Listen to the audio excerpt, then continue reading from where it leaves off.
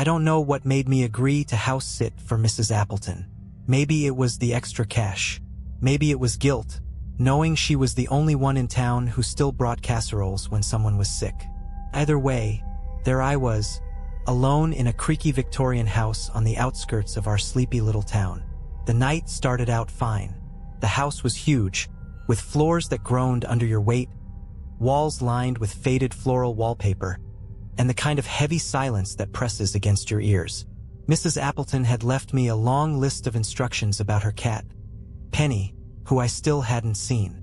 She'd also mentioned the basement door being fickle, and to leave it alone unless absolutely necessary. Of course, the first time I heard a sound coming from the basement, I told myself it was just the old pipes groaning. Then it came again. This time, a dragging noise, like furniture scraping against the floor. Penny?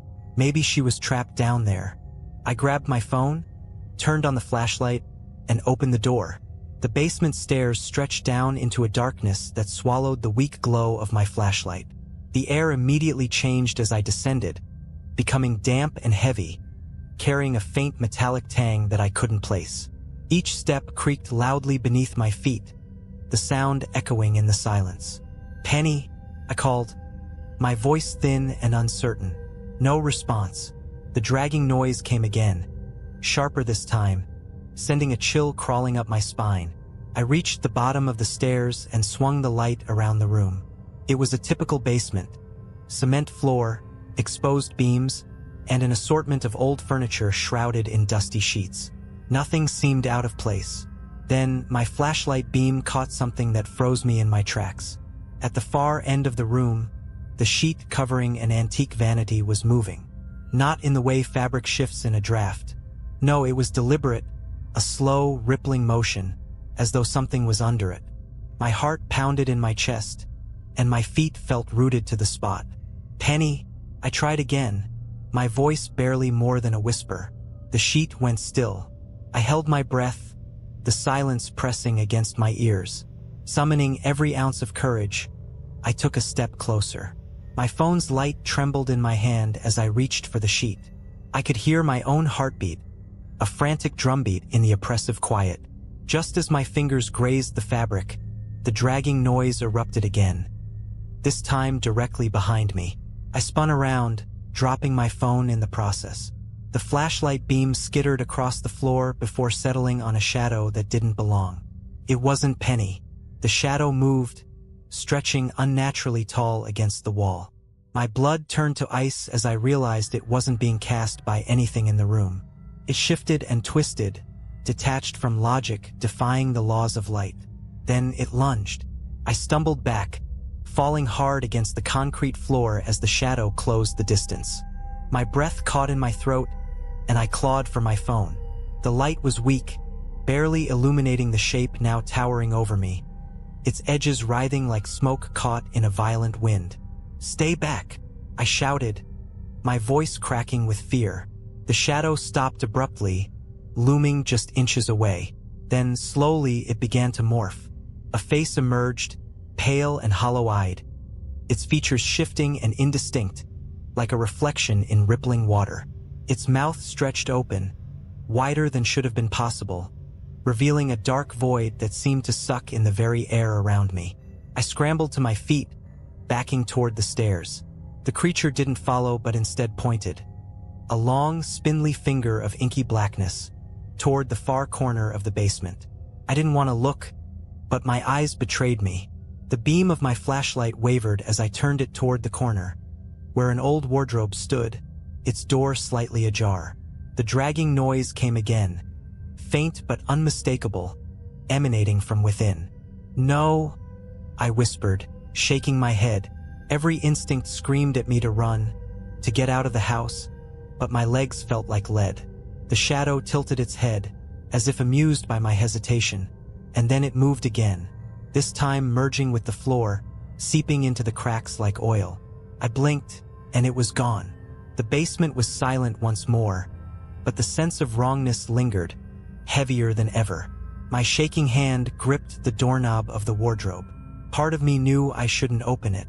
Whatever was inside, whatever had been dragging, waiting, wasn't meant to be found. But I couldn't stop myself.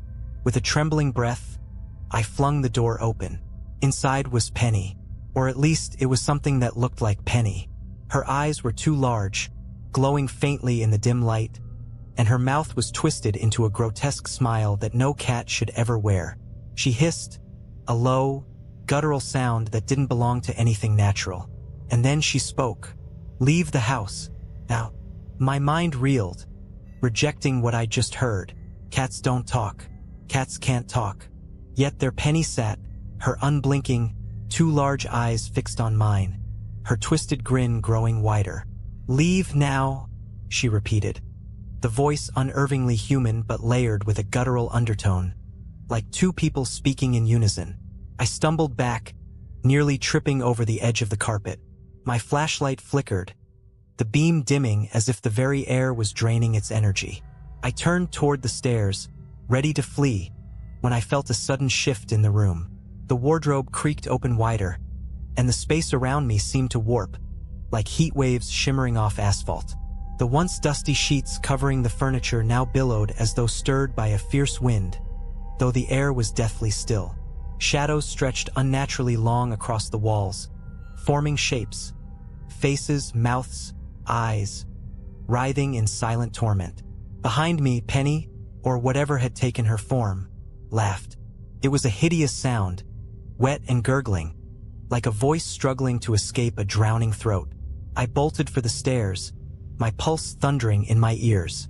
2 steps up, I felt it, a cold, clammy grip around my ankle. I screamed, twisting around to see what had caught me. The shadow was back, its form now solid and clawed, dragging me down. "No! Let me go!" I kicked frantically, the flashlight slipping from my grip and clattering down the steps. The beam landed on Penny, or the thing in her skin. Her form was melting now, for sliding off like dripping wax to reveal something raw and pulsing beneath.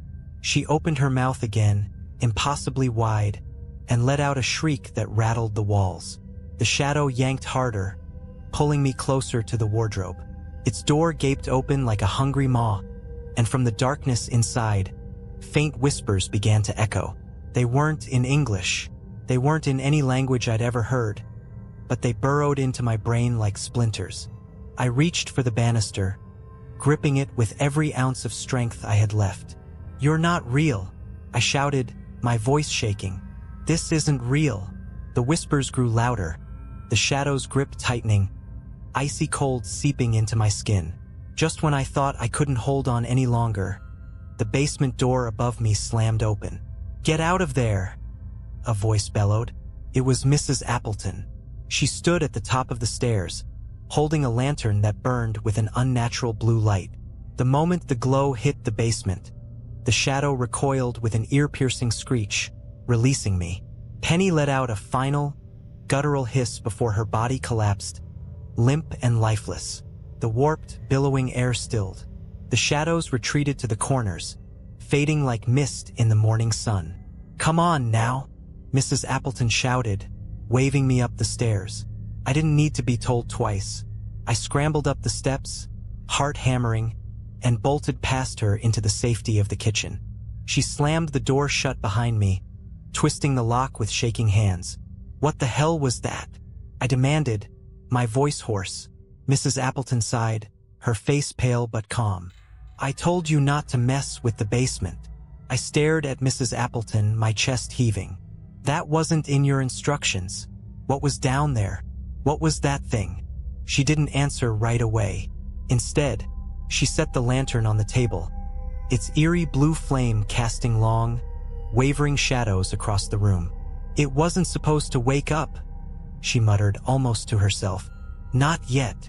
My hands clenched into fists. "You're going to tell me what's going on, or I'm walking out of here and calling the cops." She shook her head, a small, humorless laugh escaping her lips. "And tell them what? That you were attacked by shadows and a cat that spoke? They'd lock you up faster than you could say haunted." I opened my mouth to argue but stopped short. She wasn't wrong. "Fine," I snapped. "Then tell me, what is it? What's in your basement?" Mrs. Appleton sank into a chair, her shoulders slumping. For the first time, she looked old. Much older than I'd ever noticed. "It's not what was in the basement," she said. "It's what the house is built on." The words sent a fresh wave of unease rippling through me.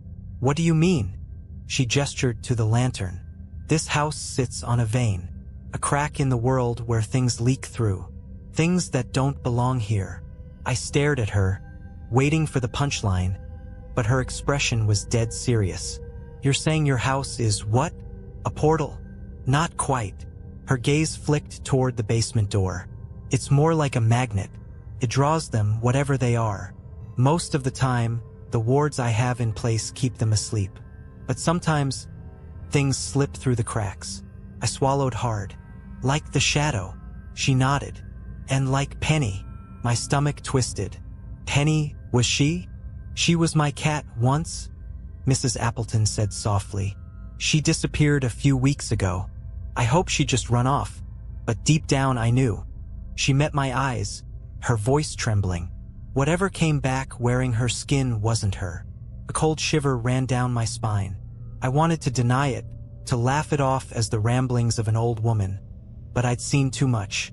The shadow, the warped air, the whispers, the thing that spoke in Penny's voice. "What happens now?" I asked, my voice barely above a whisper. Mrs. Appleton stood, her movements slow and deliberate. "Now I fix what you've disturbed, and you get out of here." I didn't argue. She handed me my coat and practically shoved me toward the door. As I stepped onto the porch, I turned back to her. "What if it follows me?" "It won't," she said firmly. "It's tied to the house, but don't come back." Her words were final. The door shut with a resounding thud, the lock clicking into place. I stood on the porch, the chill night air biting at my skin, staring at the darkened windows of the house. As I walked away, I swore I could feel eyes on me, watching from the shadows. I didn't go straight home. Something about the house, the basement, Mrs. Appleton's cryptic warnings, gnawed at me, refusing to let go.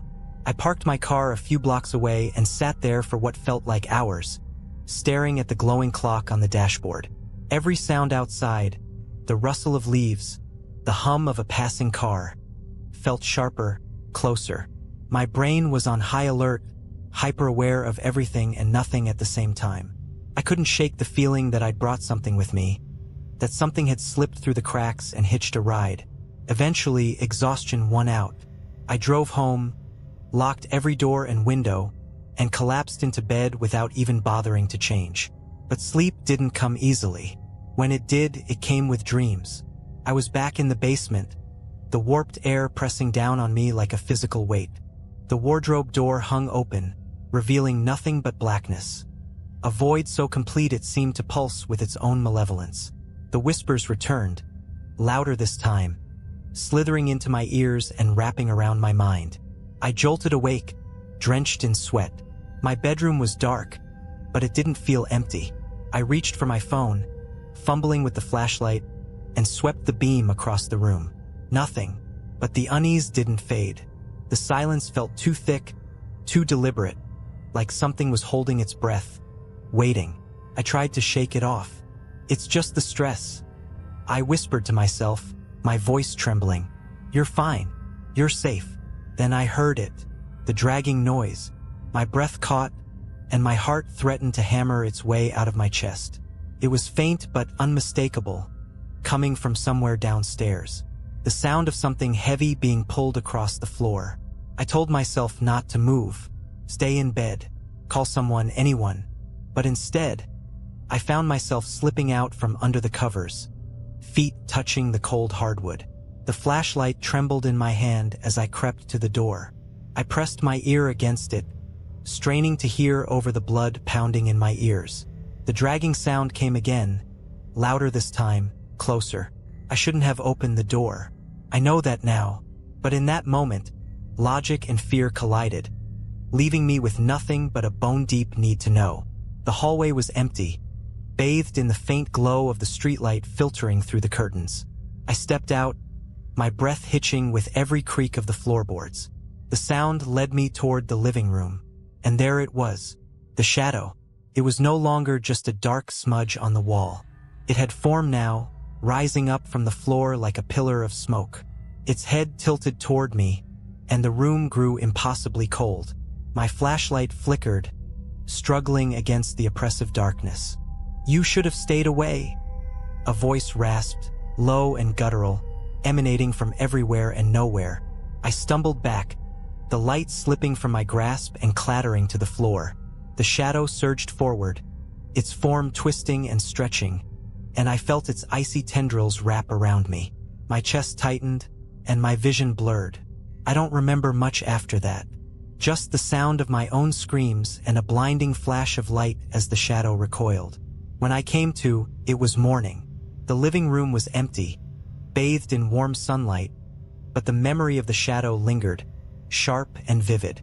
On the coffee table, my phone buzzed. A message from an unknown number. "Don't go back to the house. It's awake now." I didn't need to ask who had sent it. The message sent a chill racing through me. I stared at the screen, my pulse pounding in my ears. Mrs. Appleton hadn't given me her number, but who else could have sent it? My hands trembled as I typed back, "What do you mean it's awake?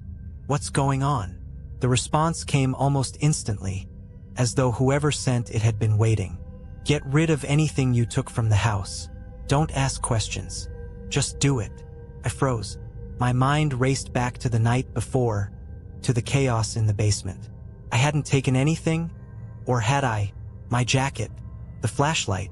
Could something have clung to them? Or worse, to me?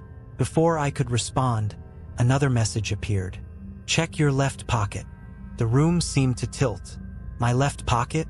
Slowly, I reached down and slipped my hand inside. My fingers brushed something smooth and cold. I pulled it out, heart hammering. It was a small key. I didn't recognize it. It wasn't mine, and it hadn't been in my pocket when I left for Mrs. Appleton's house. But now, here it was, gleaming dully in the morning light, its shape unfamiliar and unsettlingly sharp. The phone buzzed again. "It's not yours. It never was. Burn it." I shot to my feet, the key clattering onto the table. My instincts screamed at me to listen, to destroy it, get it out of my life, out of my house, but something else held me back. A morbid curiosity. What did it unlock? Why was it left for me to find? The key sat there, innocent and still, but its presence felt wrong, as if the air around it had turned sour. And then the dragging sound came again. This time it wasn't faint or distant. It was right outside my door. I grabbed my phone and the key, shoving them into my pocket. I didn't wait to see what was out there. I bolted for the back door, not stopping to put on shoes or even think about where I was going. The morning sun felt foreign on my skin as I stumbled onto the street. I kept running until I reached the edge of town, my lungs burning. Only then did I dare to look back. The street was empty, calm. Birds chirped. Neighbors tended to their lawns. But I knew better. I pulled out my phone, hands shaking as I sent another message. "I have the key. What do I do now?" This time, there was no response. I didn't go home that night. I drove out to the next town over and checked into a motel, my eyes darting to every shadow and flickering light. The key felt heavier with every passing hour, its weight pulling at my pocket like an anchor. By midnight, I couldn't take it anymore. I drove to an empty field on the outskirts of town, a can of gasoline and a box of matches in hand. The air was crisp, the stars cold and indifferent above me. I placed the key on the ground, doused it with gasoline, and struck a match. The flame danced in the breeze as I dropped it onto the key. The fire roared to life, brighter and hotter than it should have been for something so small. The flames twisted unnaturally, writhing like living things. A scream, high-pitched and inhuman, ripped through the night, echoing across the empty field. My hands flew to my ears, but it didn't help. The sound burrowed into my skull, relentless and unbearable. And then, just as suddenly, it stopped. The fire died out, leaving nothing but scorched earth where the key had been. My phone buzzed. "Good. Don't go back. Ever." This time, I deleted the message. I wish I could say that was the end of it, that I went home, put it behind me, and moved on. But even now, weeks later, I can't shake the feeling that I'm being watched. Shadows seem longer than they should be. Lights flicker when I'm alone. And at night, when the house is quiet, I still hear it. The dragging sound. Weeks turned into months, but the unease never left. I moved into a new apartment, far from the town and far from Mrs. Appleton's house. I told myself it was over. The key was gone, the warnings heeded. Yet the world never felt quite right anymore.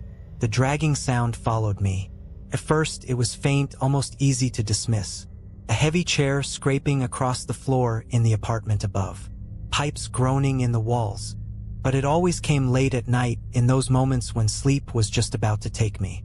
I tried to ignore it, to drown it out with white noise or music, but the sound would creep through. It wasn't just in my head. I knew that much, and it wasn't random. The dragging had a pattern, a deliberate rhythm, like it was moving closer. Then one night I saw it. I had been staring at the ceiling for hours, too uneasy to close my eyes. The room was pitch black except for the faint green glow of the clock on my nightstand. 3:47 a.m. The air felt heavy, thick with that now familiar wrongness. A shadow moved across the wall. It wasn't the shadow of a tree or a passing car. It had no source, no light to cast it. It moved on its own, stretching and twisting, slithering like liquid ink. I sat up, my breath caught in my throat, and watched as it pooled in the corner of the room. Then it began to rise. The form was familiar now, tall, spindly, with edges that blurred and shifted. Its head tilted toward me, and the temperature in the room plummeted. My breath came out in shaky white clouds. "You burned the key," it said, its voice a chorus of whispers, all speaking at once. "But the door remains." I shook my head, scrambling back against the headboard. No, I destroyed it. It's over." The shadow moved closer, its shape flickering like a dying candle flame. "You let it out," it hissed. "You think fire can stop what's always been?" I reached for my phone, my fingers trembling as I dialed the only number I could think of. It rang once, twice, before the call connected. "Mrs. Appleton," I gasped. "It's here. I don't know what to—" The line crackled, a low, distorted noise drowning out her voice.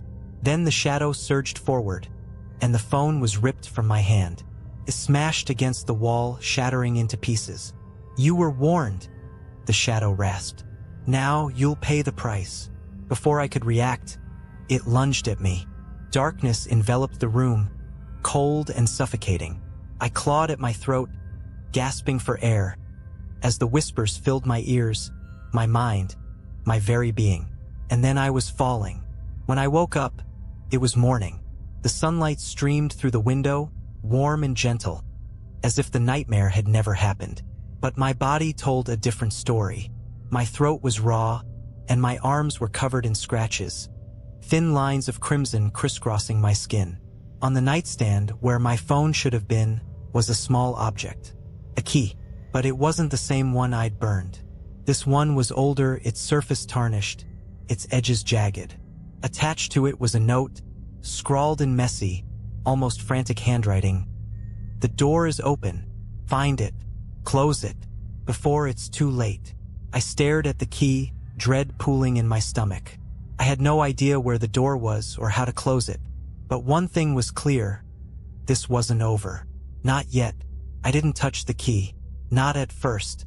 I couldn't bring myself to.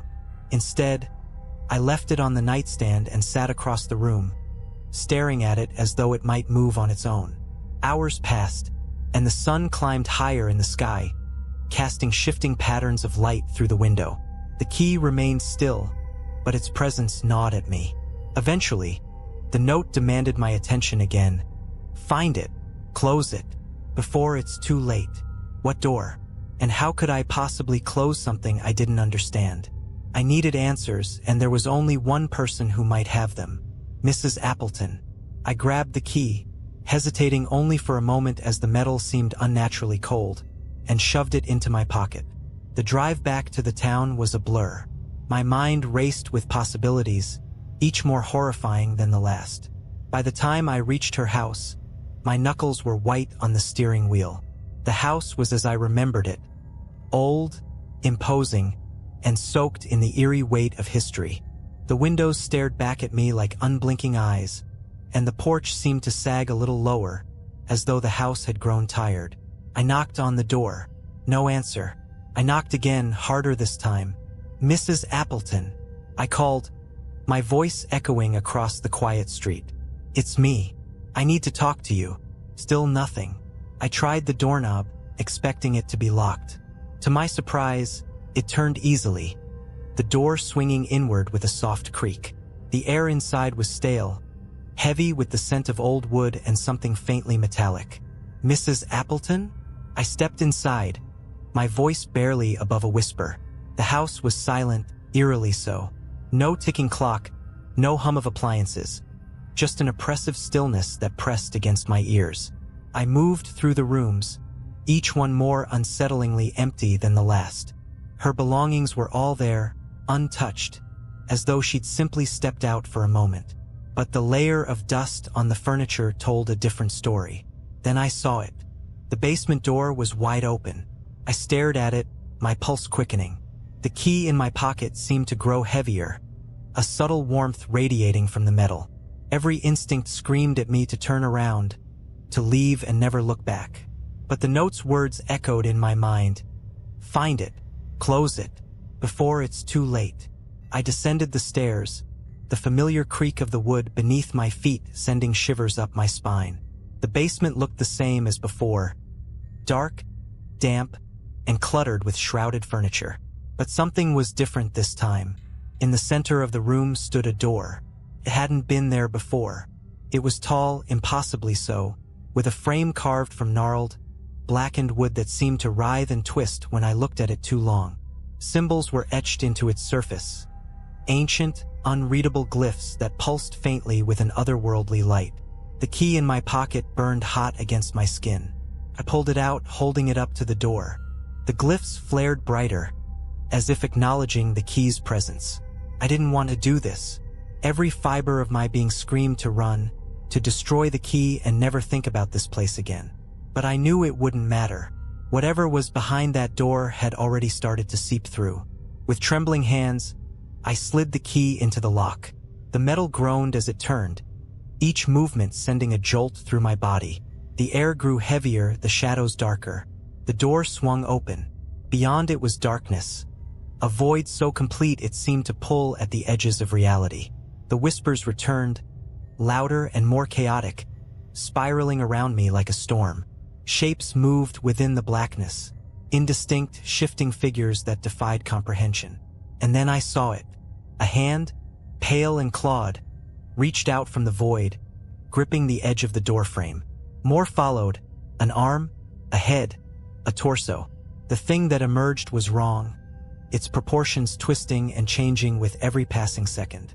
Its eyes locked onto mine, and in that moment, I felt an overwhelming flood of despair. Couldn't let it through. Summoning every ounce of courage, I pushed against the door, forcing it shut. The creature howled, its voice a symphony of rage and anguish, as I shoved with all my strength. The glyphs burned brighter, and the whispers reached a deafening crescendo. With one final effort, I slammed the door shut. The key glowed white-hot in my hand, and I turned it in the lock. The glyphs flared brilliantly, then dimmed to nothing. The whispers stopped. The basement was silent. I collapsed to the floor, the key falling from my hand and clinking softly against the concrete. The door remained closed, its surface now smooth and lifeless. For the first time in weeks, I felt a sliver of relief. But as I stared at the door, one thought lingered in my mind. This wasn't over. Not yet. I sat there for what felt like hours, staring at the door. My body ached. My mind felt like it had been stretched to its breaking point, and the oppressive silence of the basement bore down on me. The key lay on the ground, blackened and cracked, its purpose seemingly fulfilled. But the weight in my chest told me otherwise. I needed to know if it was truly over. Gathering the last of my strength, I stood and picked up the key. It was cold now, lifeless. I slipped it into my pocket, its jagged edges pressing against my thigh as I made my way back up the stairs. The house was still empty, still too quiet, but the air felt lighter, as if whatever had lingered here before had finally been purged. Outside, the sun was setting, painting the sky in streaks of red and gold. I stepped onto the porch and turned back to the house, its windows dark and uninviting. A part of me wanted to burn it down, to erase every trace of its existence, but I knew that wouldn't change anything. The house was just a shell. Whatever had been here was tied to something far older, far deeper. I climbed into my car and drove away, watching the house shrink in the rearview mirror until it was gone. Weeks passed. I tried to return to normal, to push the events of that night into the back of my mind. But the world didn't feel normal anymore. Shadows still seemed to linger too long in the corners of my vision. Strange noises interrupted the quiet of my apartment. Soft whispers, faint tapping that always stopped when I got too close. One night, I couldn't take it anymore. I pulled the key out from where I'd hidden it, locked in a drawer beneath piles of papers. It was still cracked, still blackened, but holding it sent a chill through my body. I needed to know. I spent hours researching, combing through forums, old books, anything that might give me a clue about what I'd encountered. The glyphs on the door, the symbols burned into my memory, appeared in fragments across ancient texts. They spoke of barriers between worlds, seals meant to keep things in or out. But what haunted me most was a passage in a forgotten tome, translated from a language older than history itself. The door can be closed, but the cracks remain, and through them, the watchers wait. My heart sank as I read the words. I thought I'd stopped it. I thought I'd done enough. But now I realized the truth. The door might have been sealed, but the damage was already done. The watchers were still out there, and they weren't done watching. I moved again, farther this time. A new town, a new life. I changed my number, deleted my online presence, and did everything I could to disappear. But some nights, when the wind howls just right and the shadows press against the windows, I hear it. The dragging sound. It's faint, distant, but it's there. And I know it's only a matter of time before the door, or something worse, finds me again.